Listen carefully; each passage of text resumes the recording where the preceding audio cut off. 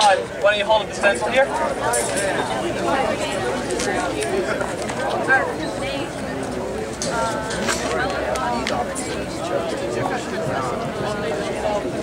And for those of you who can't see, it says Iraq Veterans Against the War, and it's got their logo on it. Battle Cross. What? Battle Cross for fallen soldiers. And the Battle Cross for fallen soldiers. And some police officers came over and told them that they weren't allowed to put their stencil on the ground. My understanding is our legal counsel has advised us that that is lawful. The police are citing a law. Well, the police are saying there's a law against it that they can't cite. They don't know exactly what the law is, but they're pretty confident that it's unlawful. So when we challenged them and said, hey, if you're going to let other people walk on this sidewalk, you got to let us stand here. They said, okay, well, we're going to shut down the entire sidewalk. They've also notified us that apparently buckets of mud are unlawful to carry around the city of Washington, D.C. So I'm not sure exactly what the plan is, but I see buckets of mud and I see a stencil and I see stenciling.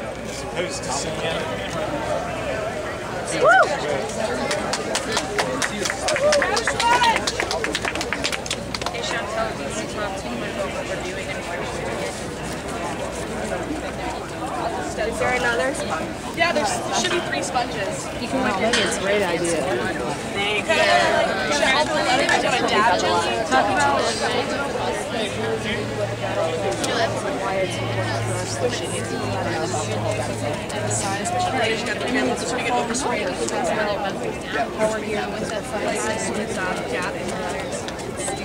Hi, my name is Chantel. I am a member of Iraq Veterans Against the War. I'm supposed to talk to you guys, and I don't really know what to talk about sometimes because it's hard to put into words what it means for us to be here and to tell you that we're tired of fucking coming here. We are tired of fucking coming here on an anniversary to remember the reasons why we had to put things down like a battle cross. To remember why we use mud because we keep getting treated like dirt. We would use shit if we could and we had it because that's how often we get treated like. And the language that I use is vulgar because the situations that we are in are fucking vulgar. This is vulgar. To not be able to stand in front of the White House and pledge our grievances in mud, to be treated like this, to be sent to wherever we are, is fucking vulgar. The police shut the sidewalk down rather than hear what we had to say. So today we put down this mud in the shape of the battle cross for the soldiers that we keep losing, that we keep having to fucking come in here to remember losing, that we keep having to fucking come in here and tell them that we're tired of fucking coming here. It's vulgar. It's vulgar, and I'm tired.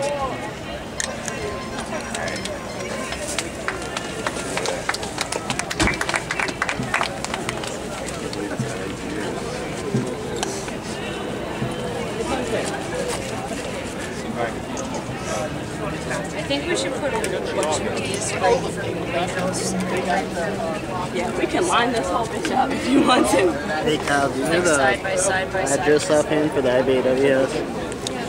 It's 707 Ingram Northwest. Heck yeah. Yeah. 707? So my name is Jeff Martin. I'm the chair of the National Board of Directors for Iraq Veterans Against the War.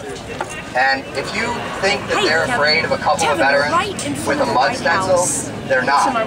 But yet, if you notice, they bring out the dogs, they bring out the machine guns, the heavy guns for a couple of veterans with a mud stencil. It's not the couple of veterans with a mud stencil that they fear. What they're fearing is what we represent. We represent the military members who are sick and tired of being sent off to these occupations. We represent thousands of soldiers who've gone to the brig for this. We represent service members that right now are sitting in a brig in Fort Hood, Texas. We represent service members like Mark Hall, who's sitting in a brig in Kuwait for a song. They are not afraid of Mark Hall's song. They're not afraid of the mud stencil. They're afraid of what we represent. They're afraid of a mass mutiny within the military. And if they allow us the little inches that we have here, they know that through organizing, through developing leadership in our community, through veterans and GIs, that we will spark that. that the movement of service members and veterans who are opposing these occupations will not only continue, it will escalate.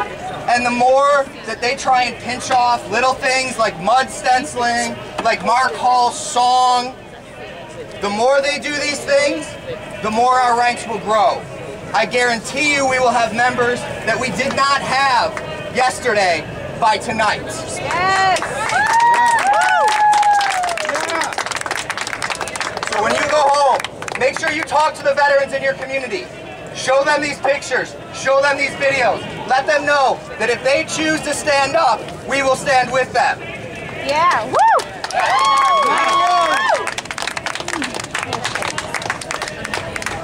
Just for those of you who don't know Iraq Veterans Against the War, we're a national organization of service members who've been in the military since September 11th.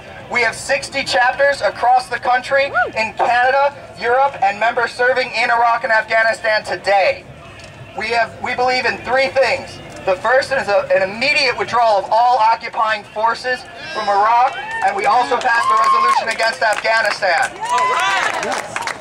The second thing that we stand for is full care and benefits for veterans upon our return. And that's full care. That doesn't mean that if you get in trouble and they don't like you anymore, so they give you a bad discharge, you no longer get your benefits. It means all benefits for all veterans. And the third thing, and to me, the most important thing of what we do, is that we believe that reparations should be paid to the Iraqi and Afghan people for the damages that we have done to their countries. Yeah! And those reparations shouldn't be our corporations going in there and continuing an occupation. We have to make sure that even as troop levels may decrease in Iraq, that we're not allowing that to be overcome by a corporate occupation, because that's what they're trying to do right now, is bring out some troops so that they can have a corporate occupation. And that's, if we don't stand up to that, then they're going to continue on, and Iraq is going to be just as occupied in 2011 as it was in 2006. Only it might not be by uniformed service members, but it's going to be by corporations who are taking away Iraqi rights.